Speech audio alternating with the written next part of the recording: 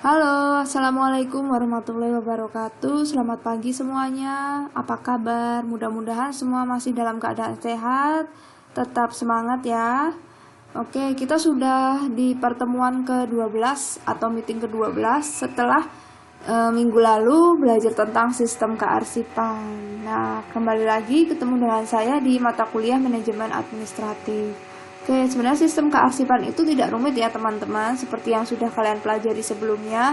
Nah, fungsi dari sistem kearsipan itu sendiri adalah untuk menyimpan semua data yang pada akhirnya nanti kita akan pergunakan kembali. Salah satu fungsi dari sistem kearsipan yang baik itu nanti memudahkan kita untuk menyelenggarakan kegiatan yang ada di kantor. Nah, salah satu kegiatan support itu disebut sistem kearsipan untuk melakukan kegiatan yang lain. Salah satunya adalah kegiatan office meeting. Nah, kali ini kita akan membahas apa itu yang dimaksud dengan rapat atau office meeting. Pasti semuanya sudah pernah mendengar istilah rapat ya, atau meeting atau berdiskusi atau bertemu. Nah, pada minggu ini pembahasan tentang rapat atau office meeting akan mempelajari tentang apa itu definisi dari rapat.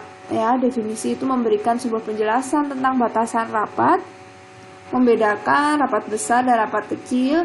Ya, rapat yang skupnya hanya diikuti oleh orang yang jumlahnya terbatas dan dengan orang yang jumlahnya tidak sedikit atau banyak. Ya, dan juga membedakan definisi rapat yang bersifat resmi, formal, dan yang tidak resmi. Serta nanti bisa juga saya jelaskan tentang langkah-langkah dalam persiapan rapat yang sifatnya resmi dan bagaimana melaksanakan langkah-langkah atau preparations of the meeting itu sendiri. Pada akhirnya setelah melakukan rapat kita lakukan sebuah follow up atau resolusi dalam rapat. Nah, sebenarnya di negara kita ini yang namanya sebuah rapat ya, baik itu di instansi maupun non instansi, seperti di kalangan RT, RW, kalangan kelurahan, atau yang sifatnya di organisasi yang di masyarakat ya, atau karang taruna, itu juga disebut dengan rapat. Tidak hanya yang terjadi di kantor ya, ada organisasi kan banyak, tidak hanya yang resmi, tapi juga ada organisasi yang sifatnya non-profit gitu. Nah, rapat ini sebenarnya masih menjadi level dalam kegiatan organisasi yang sifatnya paling tinggi atau paling penting di antara kegiatan yang lain gitu ya. Dapat dipastikan juga tidak ada instansi di Indonesia, tidak ada yang namanya sebuah organisasi ya dimanapun bahkan yang tidak pernah melakukan rapat. Pasti rapat, bahkan ada cenderung organisasi yang hobinya itu rapat ya. Bahkan sebagian besar waktu yang dilakukan oleh pimpinan atau manajer itu banyak sekali melakukan meeting. Nah, menurut definisi dari Miftah Toha 1983 tentang rapat, bahwa rapat itu memiliki kedudukan yang paling tinggi dalam urutan berkegiatan bagi pimpinan ya. Ada juga menurut antropologi dari Carolina University, yaitu Profesor James L. Peacock, ini juga melakukan konfirmasi tentang definisi rapat itu sendiri, bahwa di Indonesia itu sebenarnya banyak waktu yang terbuang ya. Kegiatan organisasi di Indonesia itu banyak kegiatan yang lebih dominan ke kegiatan rapat, sedangkan untuk kegiatan bekerjanya itu lebih sedikit. Benar atau tidak menurut teman-teman, tapi ini hasil penelitian yang sudah dilakukan gitu. Nah, pentingnya rapat di organisasi ini adalah untuk mengukur baik tidaknya sebuah usaha kolaborasi dari organisasi. Jadi rapat ini bisa menilai bagaimana manusia-manusia atau kegiatan di organisasi itu bisa menjadi sebuah mesin penggerak dan mengkoordinasikan kegiatan serta mengevaluasi sebuah kegiatan. Ya, karena di dalam rapat itu ada banyak sekali aktivitas seperti menghargai pendapat, mengemukakan pendapat, dan melakukan sebuah negosiasi pada akhirnya.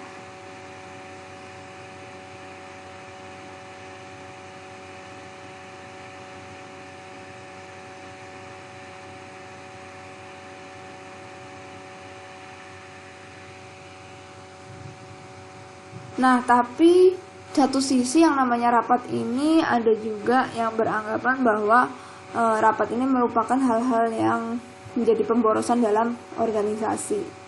Banyak juga pegawai-pegawai atau pimpinan yang lebih sering bekerja itu hanya kegiatan rapat saja begitu, karena yang namanya rapat pasti membutuhkan sebuah biaya ya, biaya untuk kertas dan sebagainya, juga makannya, juga menyiapkan tempat gitu ya.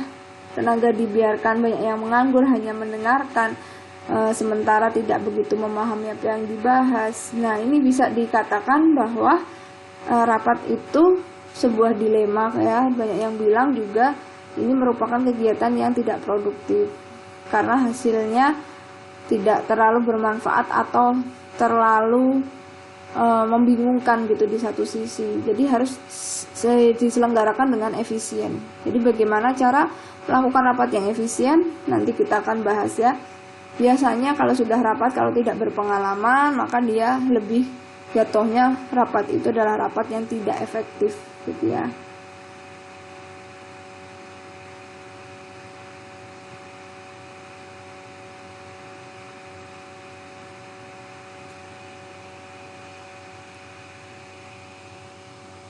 Oke, teman-teman semua, mungkin kita masuk saja ke jenis-jenis atau pengertian rapat itu sendiri ya. Oke, menurut Webster New World Dictionary, bahwa rapat itu bisa diartikan pertemuan orang-orang atau berkumpulnya seseorang dengan orang lain atau berbagai kelompok, dan bisa kita sebut juga suatu forum ya untuk membahas atau memutuskan sebuah permasalahan atau persoalan. Nah, fungsi dan tujuannya adalah selain membahas, di sini kita harus menemukan sebuah solusi seandainya yang kita angkat di dalam sebuah diskusi dan rapat itu adalah hal-hal yang berkaitan dengan permasalahan di kantor yang memang harus segera dicari jalan keluarnya gitu. Dan menurut Delianki, rapat sendiri adalah pertemuan antara para anggota yang memang ada di organisasi tersebut, atau bisa juga di luar organisasi juga ikut sebagai perwakilan untuk menyelesaikan sebuah permasalahan.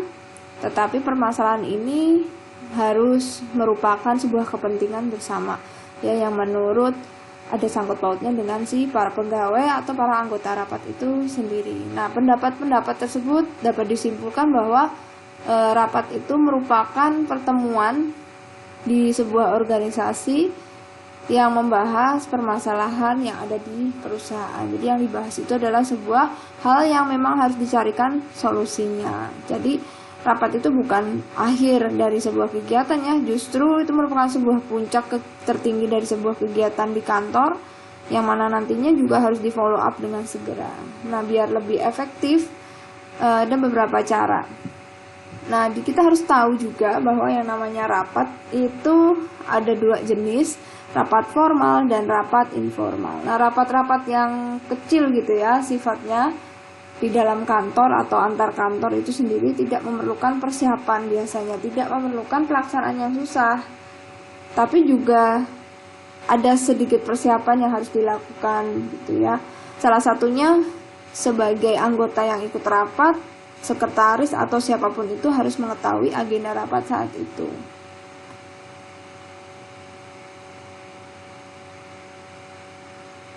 Nah, terkadang yang namanya rapat itu tidak hanya satu ya, dalam sehari itu bisa lebih dari satu. Pada akhirnya itu bisa menumpuk dalam seminggu ada rapat berapa kali. Nah, sebagai anggota atau pegawai yang memang nanti diminta untuk ikut serta rapat, kita harus punya agenda khusus ya. Tanggal berapa, jam berapa, di mana itu kita harus punya agenda khusus. Kita juga harus sebagai sekretaris nih misalnya harus mengingatkan atau bahkan mengecek kembali jadwal pimpinan yang akan menghadiri rapat. Biasanya sekretaris itu tugasnya salah satunya adalah menyiapkan rapat, mengingatkan rapat gitu ya.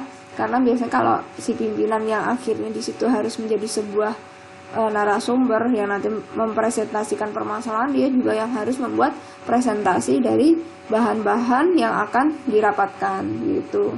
Sekretaris rapat juga ada yang khusus sendiri, di mana dia yang membagikan semua materi ya, bisa bentuk soft file atau bentuknya hardfile atau di copy dalam kertas. Nah, ketika di dalam rapat itu nanti itu sekretaris juga punya tugas untuk mencatat apa saja agenda yang dibicarakan, apa saja solusi yang ditemukan, yang kita bilang istilahnya adalah notulen. Notulen itulah hasil dari rapat.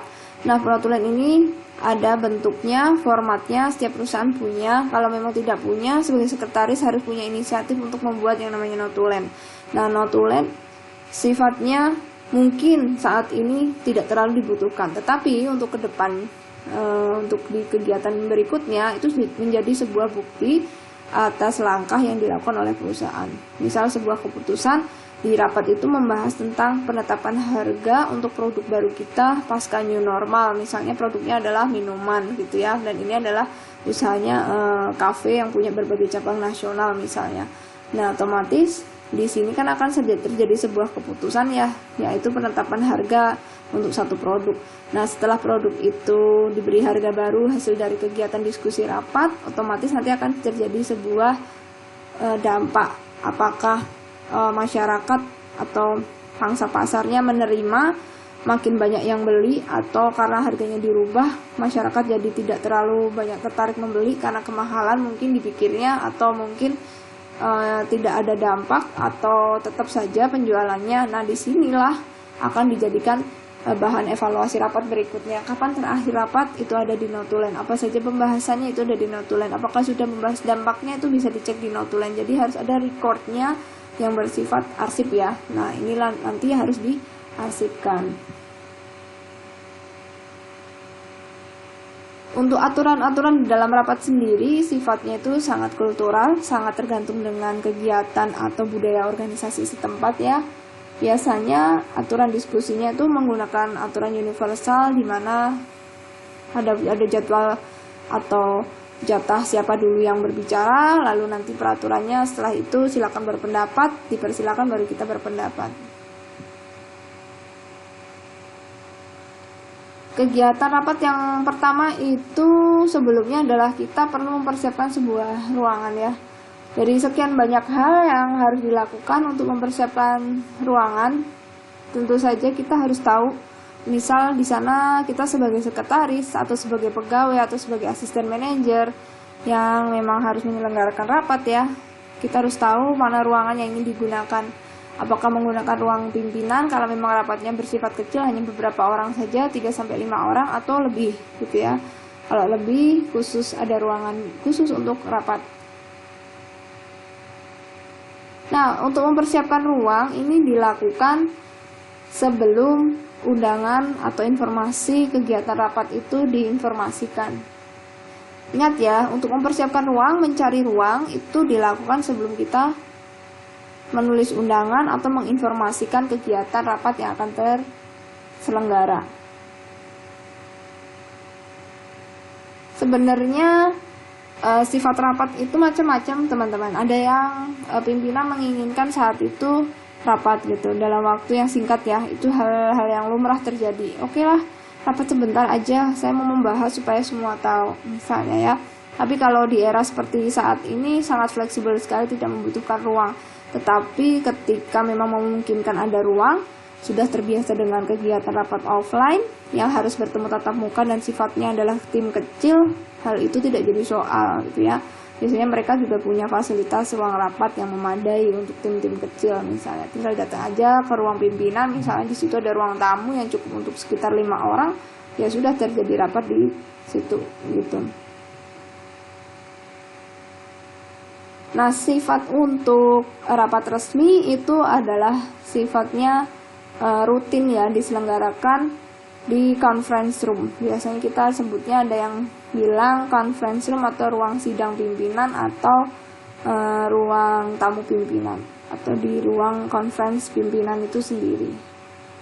Ada juga untuk rapat yang sifat skupnya besar ya dan diikuti oleh seluruh anggota di organisasi, atau bahkan ada perwakilan dari organisasi luar atau klien yang bekerja sama dengan perusahaan, bisa saja terjadi rapat di luar sidang, rapat di luar kantor ya, di ruang sidang selain di perusahaan. Nah, Biasanya diselenggarakan di hotel dan harus jauh-jauh hari kita lakukan booking dulu. Kalau memang kita sebagai pegawai atau asisten yang harus melakukan kegiatan tanggung jawab untuk mempersiapkan ruangan.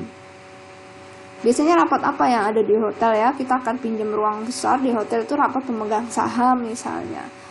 Rapat untuk hasil evaluasi tahunan, sifatnya go public ya, misal perusahaan go public berarti kan sahamnya juga harus diinformasikan kinerja keuangannya, hasil report keuangannya. Jadi ada rapat khusus pemegang saham misalnya, dan nanti harus dipublish gitu ya, yang sifatnya level nasional. Nah itu biasanya diselenggarakan di kegiatan resmi besar sekali ya. Kalau kita memang akan menyelenggarakan kegiatan rapat yang memang ada di luar kantor, misal menggunakan hotel atau menggunakan ruangan lain atau kantor lain yang khusus, kita tidak boleh berpasrah saja ya. Misalnya dari pihak sana sudah sering melakukan hal ini, oh tidak apa-apa kita pinjam pihak hotel yang sudah langganan kantor. Kita tetap harus mengecek, mengawal dan memfollow up orang-orang yang ada di hotel ini yang memang membantu kita dalam penyelenggaraan rapat. Semua tetap harus kita awasi, harus kita pastikan berjalan lancar ya, karena yang punya acara adalah perusahaan kita. Otomatis kita juga harus komunikasikan ke pihak hotel yang memang membantu supaya jalannya rapat itu sesuai dengan yang kita mau, begitu. Kadang kan memang terjadi sebuah perbedaan pemahaman ya, karena mereka hanya petugas yang sifatnya dari pihak luar dan menyajikan tempat saja, tidak mengetahui apa saja yang diperlukan, sehingga perlu komunikasi yang baik, koordinasi yang baik dengan para petugas hotel, di mana memang kita kalau menyelenggarakannya di hotel. Yang kedua, mempersiapkan rapat. Oke, tanggung jawab untuk mempersiapkan rapat itu meliputi 7 langkah ya. Yang pertama, membuat daftar acara atau susunan acara rapat. Yang kedua, kita buat undangannya, informasi yang akan disebar. Yang ketiga, mempersiapkan topik, bahan, dan materi yang akan dibahas dalam rapat. Serta yang keempat, kita harus pastikan dengan cara mempersiapkan peralatan rapat seperti mikrofon, layar LCD, ruangan apakah suhunya sudah cukup dingin nanti untuk diisi untuk sekitar sekian orang, begitu ya. Lalu juga ada note dan sebagainya. Makan siang, misalnya memang ingin diselenggarakan seharian penuh atau ada cafe break. Lalu yang kelima, membuat catatan rapat. Ini penting sekali ya, harus dilakukan sebuah pencatatan ketika jalannya rapat atau dibuat sebuah notulen ya. Di situ ada saksi, setelah bikin notulen di bawahnya itu pasti ada pimpinan menandatangani, begitu, biar ada sebuah bukti yang kuat. Lalu mengirimkan catatan hasil rapat. Nah, ini penting sekali. Yang namanya notulen itu harus dibuatkan kopinya untuk para anggota yang berkepentingan mendapatkan catatan rapat. Misalnya para pimpinan yang memang punya tanggung jawab atau dia menjadi bagian dari kegiatan yang dilakukan di rapat tersebut. Misalnya rapat tentang tadi produk ya, tentang bagaimana mencari harga yang tepat untuk produk baru kita di era ini. Otomatis yang berkaitan adalah pimpinan-pimpinan di bidang produksi, pimpinan di bidang keuangan, pimpinan di bidang QC misalnya, quality control. Nah itu mereka juga harus mendapatkan sebuah hasil rapatnya ya, catatan rapatnya pada hari itu. Lalu yang terakhir, melakukan pekerjaan tindak lanjut atau follow up. Follow up ini adalah melakukan solusi yang pada akhirnya diputuskan pada kegiatan diskusi di rapat. Bagaimana dengan membuat daftar acara? Ya, di sini nomor 3 yaitu membuat daftar acara. Daftar acara rapat itu seperti apa? Sebenarnya kita harus paham dulu, kita harus mengerti tentang acara yang akan diselenggarakan ini membahas apa, membahas persoalan tentang apa, ya. Nah, di pertemuan ini harus disusun secara sistematis ya daftar acaranya, di mana harus punya topik pokok atau tahu garis besar atau outline. Nah, acara ini disebut juga sebagai agenda pertemuan bersifat ilmiah. Jadi harus ada jadwal tertentu atau dalam kalender rapat itu sudah tahu topik apa yang mau dibahas. Misal 1 bulan nanti mau rapat minggu keberapa dan pembahasannya tentang apa gitu ya. Nah, pimpinan menjadi ketua pertemuan atau rapat itu sudah menjadi hal yang wajar, sehingga pimpinan, misal kita sebagai sekretaris juga harus mengetahui jauh-jauh hari sebelum terjadinya rapat. Jangan sampai kita terlambat menginformasikan, karena beliau juga harus mempelajari permasalahan yang ada sehingga bisa di-sharekan nanti di acara diskusi ya. Sehingga juga perlu melakukan sebuah persiapan terlebih dahulu. Nah, daftar rapat kurang lebih seperti ini ya. Ini daftar acara rapat. Ya, di sini ini daftar yang sederhana sekali sih. Ada hari dan tanggal, waktu pukulnya jam berapa sampai jam berapa. Lalu di sini ada kolom. Yang pertama kolom nomor kegiatan, kedua kolom jam penyelenggaraan rapat sampai pukul berapa, dan acaranya apa saja. Lalu pimpinan rapat atau yang berkewajiban melakukan acara saat itu siapa, lalu ada keterangannya. Nah, misalnya yang nomor 1 kegiatannya dari jam 9 itu pembukaan gitu, dilakukan oleh siapa yang bertanggung jawab. Lalu yang kedua hingga setengah 11 itu membahas apa. Yang jam 3 dari setengah 11 jam 11 itu kegiatannya misalnya istirahat atau cafe break. Setelah itu kita bahas lagi dari jam 11 hingga jam 1, membahasnya tentang apa itu dijelaskan di situ ya. Dan yang melakukan siapa, pimpinan rapatnya siapa, yang bertanggung jawab siapa, nama orang ada di kolom keempat ya, di pimpinan rapat. Dan seterusnya hingga pukul 5 di sini dicontohkan, atau pukul berapapun yang memang disepakati hari itu hingga pukul berapa. Oke, itu yang disebut dengan daftar acara. Lalu yang keempat, setelah kita buat daftar acara, kita lakukan pembuatan undangan. Nah, pembuatan undangan ini diselenggarakan tergantung perbedaan penyelenggaraan rapatnya ya. Biasanya undangan yang akan kita berikan itu berdasarkan list atau daftar nama, alamat, bahkan alamat di sini mungkin adalah nama bagian ya. Misalnya nama pimpinannya siapa saja, bagian apa saja. Nah, kita harus punya nama listnya tersebut, nama list orang-orang yang punya jabatan di perusahaan itu yang memang yang akan kita undang atau memang sudah rutin kegiatan rapat ini diselenggarakan. Nah, kita harus punya buku harian atau buku catatan khusus ya. Nah, di sini diurutkan abjad siapa saja pimpinan dan anggota-anggota yang memang kegiatannya rutin melakukan rapat dengan pimpinan kita. Nah, daftar nama ini nanti yang pada akhirnya menjadi panduan untuk kita membuat sebuah undangan rapat. Ada juga sifatnya rapat yang harus dicetak undangannya kalau zaman dulu ya. Kalau sekarang kan bisa via email saja. Cuman dulu itu sampai harus dicetak ya undangan rapatnya, atau ada memo khusus yang berputar di kalangan internal perusahaan. Cetakannya mungkin hanya print. Sekarang juga kegiatannya masih ya di print. Ya, di print ada tanda tangan pimpinan, mengetahui sekretaris, ada nomor surat undangan rapatnya, lalu di print, terus disebarkan di meja masing-masing dari anggota yang akan mengikuti rapat begitu. Nah, ingat ketika kita mengirimkan undangan tidak boleh mendadak ya. Usahakan tidak boleh mendadak. Kalau memang kebudayaannya di situ, budayanya sudah sering mendadak gitu, otomatis itu sudah menjadi hal yang biasa. Tapi kalau memang kebiasaannya tidak mendadak, misal informasi undangan rapatnya itu seminggu sebelumnya H-7 ya, otomatis kita juga harus mengikuti kegiatan di situ ya. Kegiatan jadwalnya memang ada rapat di hari Jumat, jadi hari Senin itu kita sudah sebar undangannya, kita sudah informasikan di masing-masing bagian misalnya. Berarti memang kebudayaan di situ, budaya di situ adalah H-7, H-6 misalnya.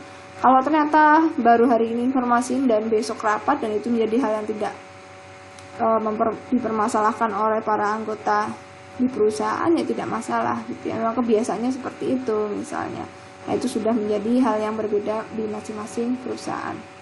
Tapi kalau misalnya rapatnya itu diikuti oleh anggota dari organisasi di luar, misalnya nih rapat tentang dunia usaha gitu ya, atau rapat di kampus di fakultas kita tentang bagaimana merumuskan kurikulum, dihadiri oleh para wakil dari dunia industri, otomatis rapat undangannya itu dibuat jauh hari ya, H+H-7. Nah kalau kitanya mungkin diinformasikan informal dulu gitu, baru nanti menyusul undangan resminya. Oke, untuk nomor 5, mempersiapkan bahan rapat. Nah, bagaimana mempersiapkan bahan rapat? Biasanya bahan-bahan rapat itu meliputi kertas ya, kertas, blok note, juga alat tulisnya. Ada tape recorder juga untuk merekam jalannya rapat. Sebenarnya penting atau tidak penting, kembali lagi ke yang bertanggung jawab atas record management atau database pengarsipan dari kegiatan rapat. Karena kegiatan rapat ini merupakan sebuah jalannya salah satu aktivitas yang bisa dievaluasi ya, kalau nanti kinerja perusahaan terjadi sesuatu yang tidak diinginkan atau ingin melakukan perkembangan lebih jauh, ini jadi sebuah bukti gitu. Jadi perlu juga dilakukan pencatatan atau bahkan direkam. Yang berikutnya alat-alat kantor atau alat-alat tulis lain ya, seperti gunting, ada juga klip kertas dan sebagainya. Tuh, biasanya dicatat. Kalau sekarang hanya menggunakan laptop ya, direkam, habis itu kita ada catatan bentuknya digital di laptop, tinggal menulis saja atau diketik di laptop. Tapi kalau untuk perusahaan yang memang tidak boleh bawa laptop ya, anggota yang lain karena sifatnya presentasi, rapatnya misalnya presentasi satu orang, ya kita mencatat saja di buku agenda. Biasanya tiap orang harus punya buku agenda. Nah, untuk mempersiapkan tentu saja ada juga mungkin ada yang lupa bawa ballpoint gitu ya. Nah, itu harus disiapkan sendiri gitu. Untuk ballpoint yang tertinggal misalnya harus cari, harus bawa lagi, harus balik lagi ke departemennya yang di beda gedung, kan repot. Akhirnya kita juga harus persiapkan itu di lokasi rapatnya. Yang bertanggung jawab mempersiapkan itulah yang harus menyiapkan alat-alat tulis atau perlengkapan dari rapatnya itu sendiri. Yang nomor 7, bagaimana membuat catatan. Nah, selama rapat berlangsung, ada yang bertanggung jawab mencatat ya. Tentu saja semua tergantung dari pimpinan dan orang-orang atau anggota rapat itu sendiri. Perlu tidak dicatat dan sebagainya. Sehingga perlu dikomunikasikan ya terlebih dahulu ketika akan rapat, dicatat atau tidak, direkam atau tidak, itu harus dikomunikasikan terlebih dahulu. Nah, ketua di pimpinan rapat ini nanti akan diberikan sebuah hak untuk mengkoreksi dari catatan rapat gitu. Misalnya saya sudah melakukan pencatatan, tolong dikoreksi tadi benar atau tidak jalannya rapat. Itulah diberikan koreksi, tanggapan, lalu persetujuan.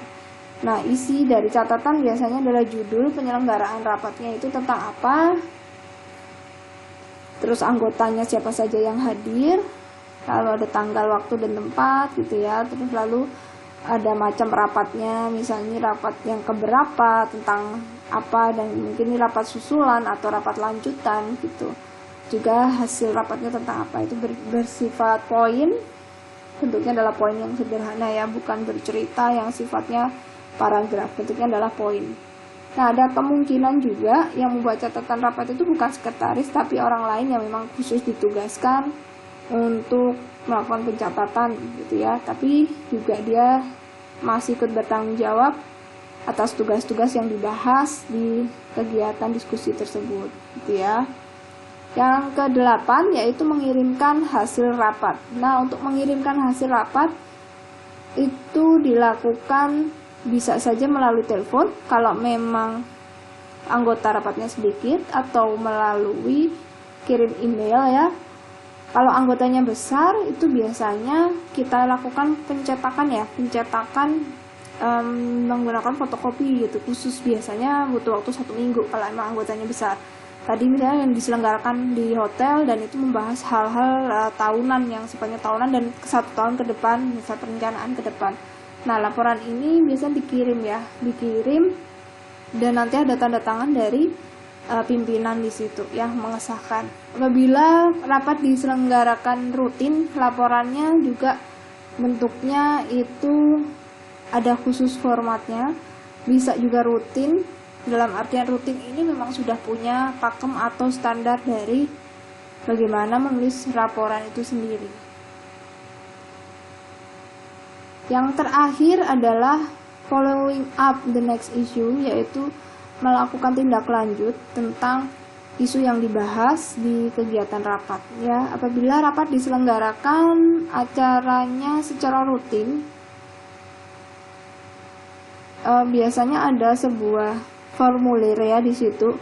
Kalau memang datang gitu ya, maka ada data di situ siapa saja yang datang dari undangan, siapa yang tidak datang gitu ya.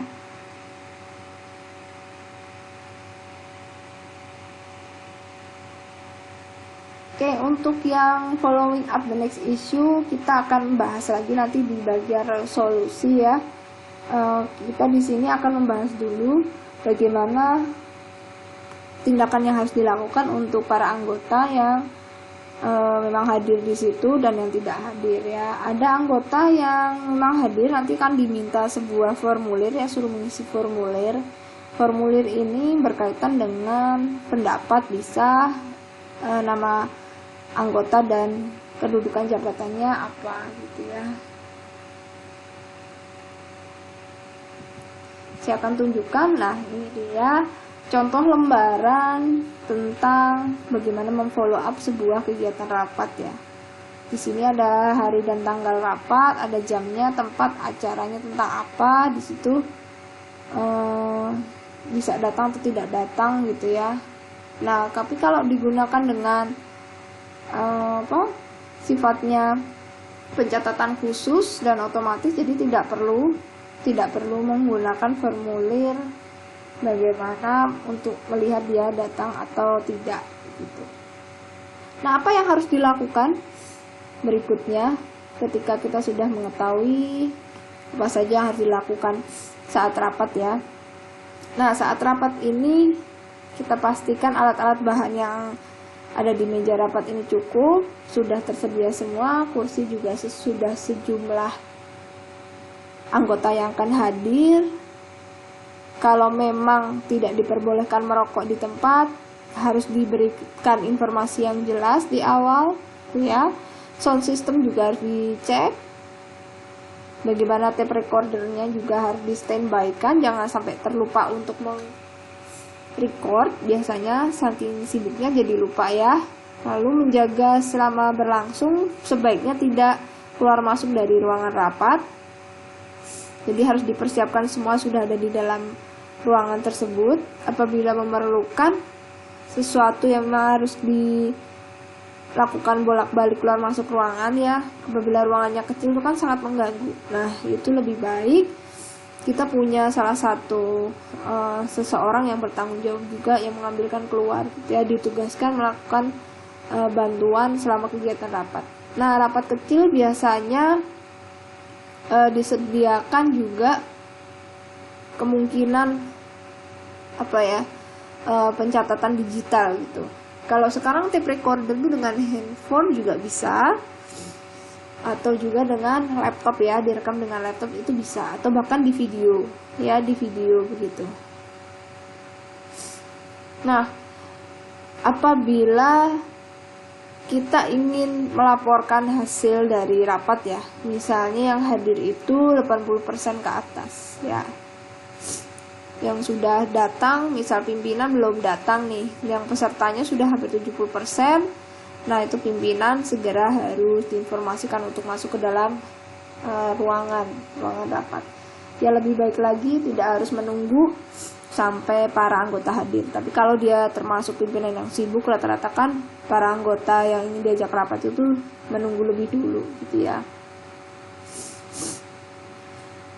Nah, sebaiknya dalam mencatat ya, ini masuk dalam kegiatan tugas dalam rapat, apa saja yang harus dicatat. Untuk sementara tidak usah dipilah-pilah dulu mana ini permasalahan yang penting dan besar, tapi asal itu menyangkut kepentingan bersama di perusahaan, lebih baik ditulis.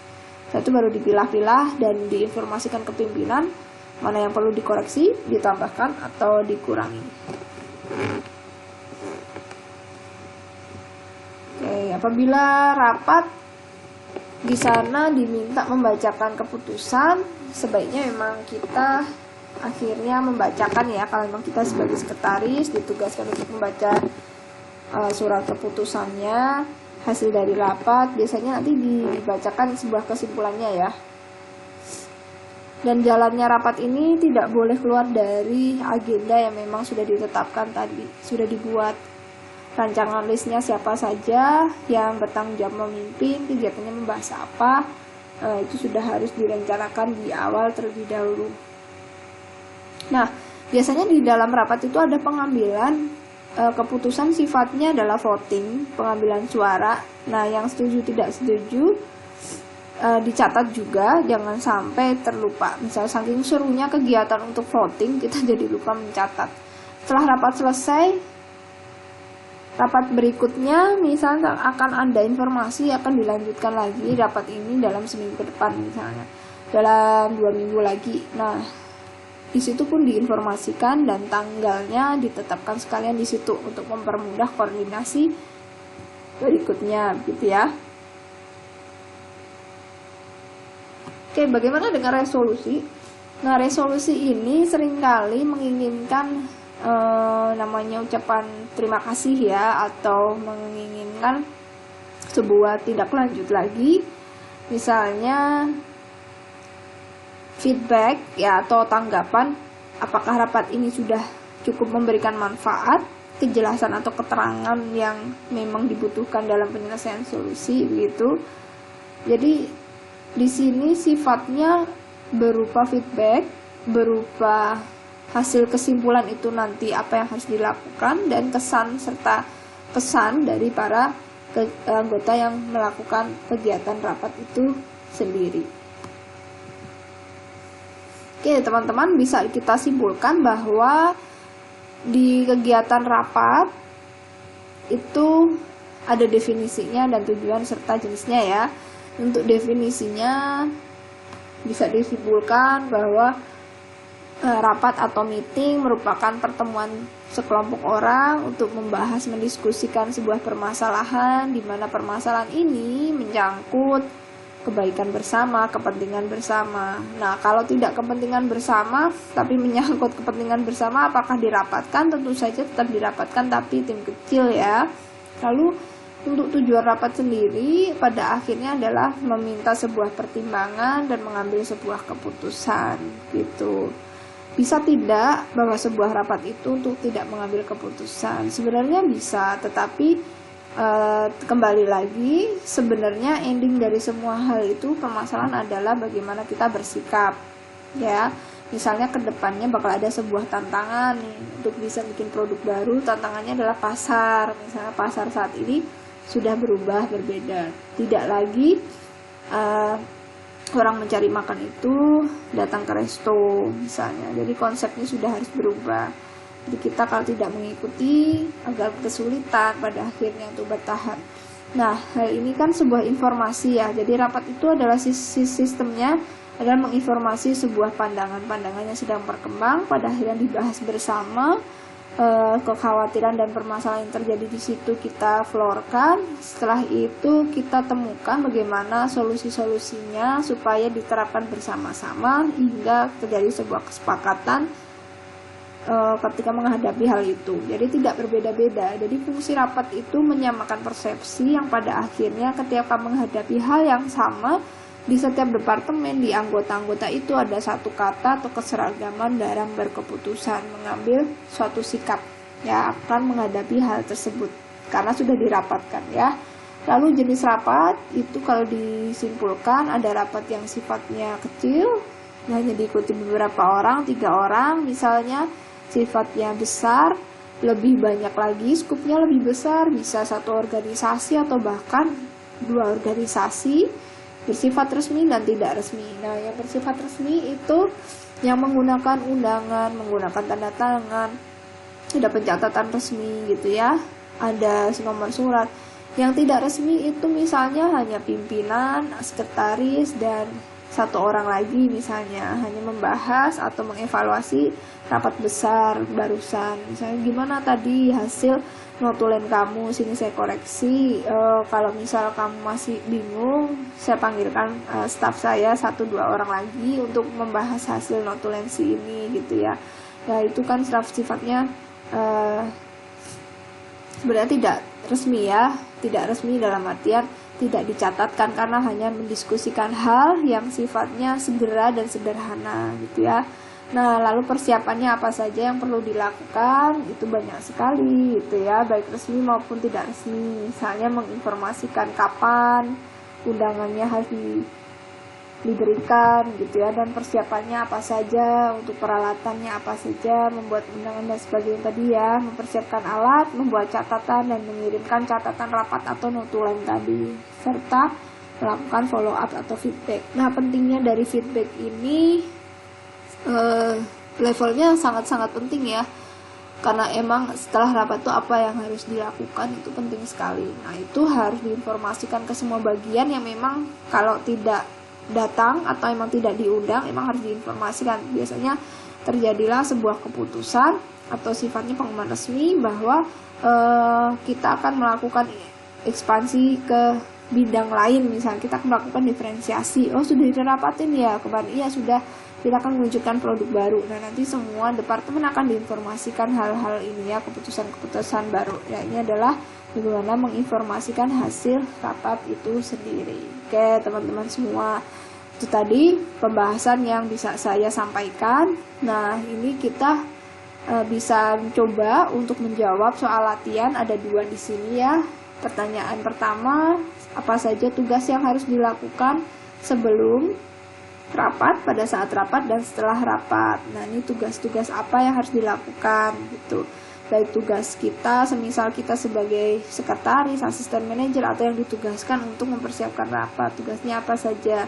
Lalu yang kedua, mengapa yang namanya resolusi itu adalah hal yang penting di kegiatan rapat. Resolusi tadi menyangkut feedback, menyangkut juga kesan-pesan dari para anggota yang mengikuti rapat di situ ya, memberikan masukan, memberikan beberapa komentar-komentar terkait dengan permasalahan, terkait jalannya rapat. Misalnya, oh di sini harus ada makan siang, oh di sini ketika rapat besar seperti ini diselenggarakannya lebih baik lebih pagi, jadi harus ada masukan ya. Nah, itu sebuah resolusi dan bagaimana menangani feedback atau menangani solusinya gitu. Misalnya resolusi itu terkait dengan apa keputusan dari rapat itu disebut dengan resolusi. Jadi harus ada hasilnya gitu ya. Jadi itu dianggap penting sekali karena hasil itu lah yang menentukan bagaimana masalah bisa terselesaikan dengan baik. Jadi percuma kalau dirapatkannya udah banyak orang, udah banyak pendapat yang ikut di situ, tapi endingnya muaranya tidak tahu apa yang poin-poin diambil dan disepakati bersama. Resolusi itu adalah keputusan yang dijadikan patokan bersama untuk menghadapi satu masalah tersebut yang dibahas, yang sudah dibahas. Oke, teman-teman, silakan jawaban dari 2 pertanyaan ini dijawab di bawah kolom komentar, yang nanti pertanyaannya ini juga akan saya sajikan, saya letakkan di kolom komentar yang saya pin. Oke, cukup sekian dulu ya pembahasan tentang penyelenggaraan rapat. Mudah-mudahan semua bisa memahami. Apabila ada yang memang kesulitan untuk memahami, ada yang ingin diperjelas lagi, silakan bisa ditanyakan di WhatsApp kelas, sebutkan nama, lalu NIM, serta diikuti pertanyaannya. Gitu, mudah-mudahan bermanfaat ya untuk teman-teman semua ilmu hari ini. Dan saya cukupkan sekian dulu. Kita akan ketemu lagi minggu depan di materi yang lainnya. Oke, selalu jaga kesehatan ya, dan juga selalu semangat. Assalamualaikum warahmatullahi wabarakatuh. Selamat pagi, selamat beraktivitas.